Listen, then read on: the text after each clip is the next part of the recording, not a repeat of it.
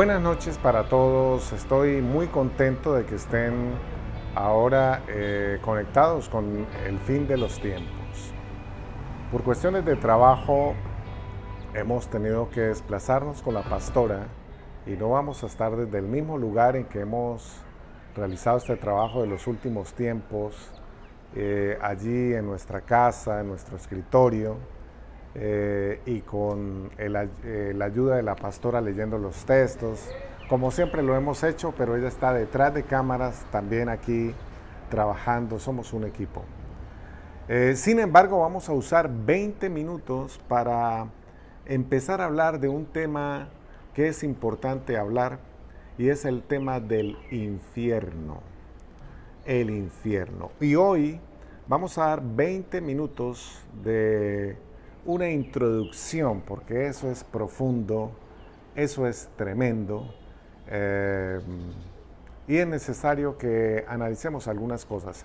Creo que un pasaje importante que nosotros debemos leer cuando hablamos del infierno es Lucas 16, es un evangelio para aquellos que recién están llegando a leer las escrituras, Lucas 16, 19 al 31. Que es un relato entre el rico y Lázaro. Recordemos que habían, como en estos tiempos, en la época de Jesús, muchos ricos y muchos mendigos, como nosotros también. Para ahorrar un poco la historia, el rico va al infierno y el mendigo va a la presencia de Dios. No quiere decir que todos los ricos vayan al infierno, como tampoco quiere decir que todos los mendigos vayan a la presencia de Dios. Había un hombre rico, Lucas 16, 19, que se vestía de púrpura, de lino fino, hacía cada día banquete con esplendidez. Había también un mendigo, es decir, dos hombres, dos condiciones sociales diferentes, dos maneras de vivir diferentes. Verso 21, ansiaba saciarse las migajas que caían de la mesa del rico, etcétera, etcétera. Versículo 22, aconteció que murió el mendigo y fue llevado por los ángeles al seno de Abraham. Y murió también el rico y fue sepultado. Y en el Hades alzó sus ojos, estando en tormentos, y vio de lejos a Abraham y a Lázaro en su seno. Hasta aquí quiero decir algo, y es que, vuelvo a repetir, son dos hombres, dos seres humanos que murieron. Diferentes estratos sociales, diferentes maneras de vivir, diferentes expectativas quizás, y ahora los dos están bajo la misma condición, han muerto. Y siempre le digo a las personas, algún día vamos a morir, ¿cuándo? No lo sabemos, pero algún día vamos a morir. Ahora, es interesante que para uno de ellos, dice el versículo 22, que aconteció que murió el mendigo y fue llevado por los ángeles al seno de Abraham. No sucedió así con el rico. El mendigo murió y dice que fue llevado por los ángeles. Es interesante que haya sido llevado por los ángeles al seno de Abraham. Y la pregunta es, ¿por qué fue llevado por los ángeles? Y la respuesta es muy sencilla. Cuando mueres, muere el cuerpo, pero el espíritu sale del cuerpo y estás desubicado porque no siempre, de alguna manera, vivimos fuera del cuerpo, vivimos dentro del cuerpo. Y cuando salimos del cuerpo, entonces el espíritu, comillas, está en un desubique, que los ángeles le dicen, no, ven, te acompañamos y te llevamos a donde tienes que estar. Eso pasó con Lázaro, el mendigo, pero con el rico, mira lo que pasa, que fue sepultado. No me habla de que ángeles vinieron por él, tampoco me habla que demonios hayan venido por él, o sea, no me habla ni que los ángeles han venido, ni que los demonios han venido. Atentos, no en este caso. Versículo 23. Lo que sí me habla es que fue al Hades. Por eso dice, y en el Hades alzó sus ojos. Y es impresionante. Ahora, la palabra Hades, para algunos profundistas, es el lugar de los muertos, el lugar donde están los muertos. Para algunos es un lugar donde ellos están mientras esperan el juicio. Y entonces, sin embargo, allí ya en sí mismo hay tormento. Dice acá, y en el Hades alzó sus ojos estando en tormentos, y vio de lejos a Abraham y a Lázaro en su seno. Ojo con esto. Nosotros aquí ya lo que estamos hablando acerca del infierno es importante empezar a entender varias cosas. Primero, es que la persona que está allí está en tormento, tormento, tormento. Y más adelante él va a hablar de ese tormento. Dice acá, dice,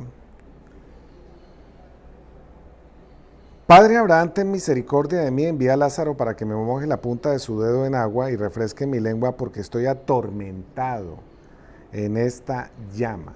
Es interesante que en este lugar, la persona que llega a este lugar está en tormento. Pero el verso 23 dice que alzó sus ojos, o sea, que es una persona que puede ver, que es consciente de lo que le está sucediendo.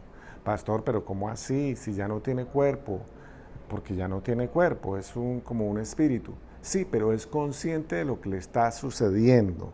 Puede ver, según el verso 23, está en el Hades, en el lugar de los muertos, está en el Hades, pero ¿por qué no se fue para el Hades el mendigo? Lázaro, ¿por qué fue llevado al seno de Abraham, a un lugar de descanso? Bueno, en el Hades alzó sus ojos estando en tormentos. Quiere decir, número uno, está en tormentos. Dos, puede ver. Puede ver. Vio de lejos a Abraham y vio a Lázaro. Ahora, ¿dónde estaban Abraham y dónde estaban Lázaro? Pues estaban en el seno de Abraham, en el paraíso, en un lugar de descanso, en un lugar de bendición. No estaban en el mismo lugar. Sin embargo, este hombre, estando en el infierno o en este lugar de tormento y que puede ver, está viendo la tranquilidad y la paz de otros. Es interesante. Versículo 24, dando voces también puede hablar, no solo puede ver, sino puede hablar. Dijo Padre Abraham, y llama a Abraham. Abraham es un hombre de fe, es el padre de la fe, y él dice, Padre Abraham, quiere decir, tú también eres mi papá de la fe, pero creo que lo recordó tarde, porque como estaba haciendo cada día banquete con esplendidez y estaba en otros cuentos, solo se acordó en el infierno de los temas de fe, pero ya era muy tarde, como lo vamos a ver en este momento. Padre Abraham, ten misericordia de mí, versículo 24. Difícil, porque la respuesta acá es, ten misericordia de mí. Y Abraham, verso 25, le dijo, hijo, acuérdate que recibiste tus bienes en tu vida y Lázaro también males, pero ahora este está congelado aquí y tú atormentado. O sea, tu tiempo de la misericordia ya pasó. Interesante, en el infierno la persona está consciente, puede ver, puede ver lo que está pasando en un lugar de descanso, de paraíso, de paz. Puede ver a personas que seguramente vio en la tierra, seguramente ignoró en la tierra, puede verlas en bendición. Pide a Abraham misericordia, pero no obtiene misericordia. Habla de fe, pero ya no le es válido la fe. Y es impresionante. El versículo 26 dice, además de todo esto, una gran cima, esa cima no está con C, si fuera con C era una montaña, como es con S, es una barrera. Es una barrera. Está puesta entre nosotros y vosotros, de manera que los que quisieren pasar de aquí a vosotros no pueden, ni allá para acá, pasar acá. O sea, no se pueden pasar de un lugar a otro. Y entonces aquí ya hay muchas limitantes. Impresionante. En el lugar de tormento, la persona puede ver lo que está sucediendo con otros que no están en el lugar de tormento, puede hablar, puede pedir, pero ya no hay misericordia. Puede hablar de fe, pero ya no importa. Padre Abraham, ya no importa. Es importantísimo. El verso 27 dice, entonces le dijo, te ruego, pero ya el ruego tampoco importa. Pues, Padre, que le envíes a la casa de mi padre, porque tengo 5 hermanos, para que les testifique, a fin de que no vengan ellos también a este lugar de tormento. Y Abraham le dijo: a Moisés y a los profetas tienen, óiganlos. Y es impresionante porque Abraham lo que le está diciendo es: mire, no se va a mandar a nadie del cielo y de ningún lugar a predicar. Tienen a los profetas, tienen a Moisés, tienen la ley de Dios, tienen la Biblia, tienen a los hombres y mujeres que hablamos de Dios, o que hablan de Dios, o que hablamos de Dios, para testificar. No necesitas que se te aparezca alguien que ya murió y que está en el cielo para decirte que te portes bien, porque no lo avala el Señor, no lo avala la Biblia. Versículo 30, él entonces dijo: no, padre Abraham, pero si alguno fuera ellos de entre los muertos, se arrepentirán.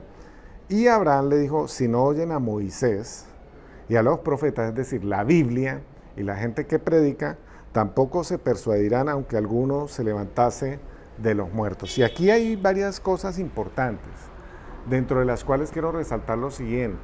Si alguien se levanta de los muertos, sería una resurrección, quiere decir, sería un milagro.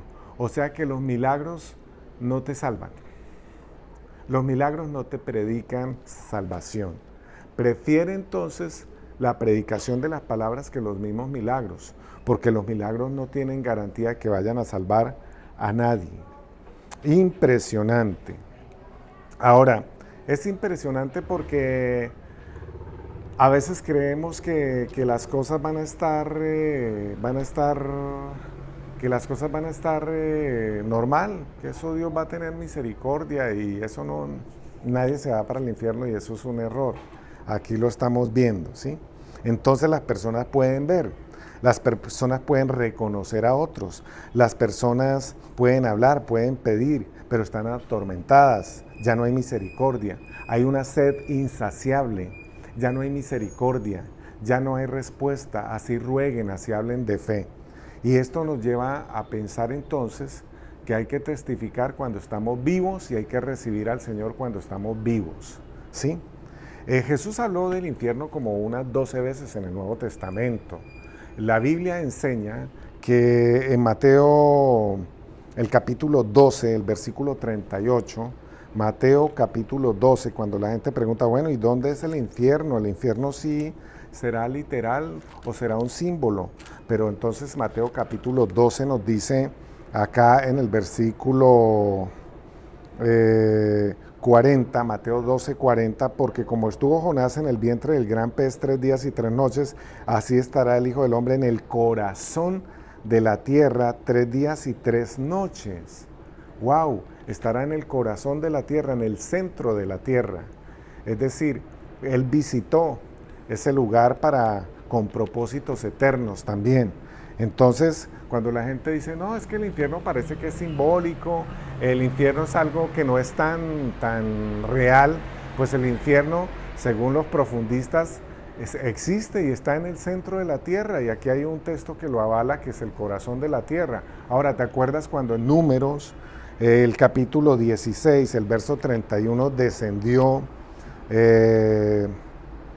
digamos que hubo un castigo? Números 16, 31, que dice: aconteció que cuando cesó el de hablar todas estas palabras, se abrió la tierra que estaba debajo de ellos, abrió la tierra su boca y los tragó a ellos, sus casas, los hombres de Coré y a todos sus bienes. Impresionante, la tierra se abrió y se los tragó, se los llevó vivos al Seol, se los llevó vivos al abismo, al infierno. Para ir terminando este tema del infierno, quiero decirles que la palabra Hades viene de Sheol, y Sheol tiene dos connotaciones profundas. Una de ellas es la palabra Ena, que es algo así como un basurero donde se quemaban los desperdicios, etcétera, que de alguna manera equivale a ese capítulo de Marcos 9 que habla del infierno y que habla del tormento, del gusano y todo lo demás, que en este momento no lo vamos a tocar, pero igual sigue siendo tormento. Y también esa misma palabra Hades, Sheol, no solamente habla de Ena, sino también habla del paraíso del seno de Abraham. Pareciera que antes, que antes de la resurrección de Cristo, digamos que las personas morían y iban a un lugar de muerte, y los que tenían esa tendencia de maldad llegaban al Sheol Ena, y los que tenían esa tendencia de haber estado bien con el Señor llegaban al paraíso.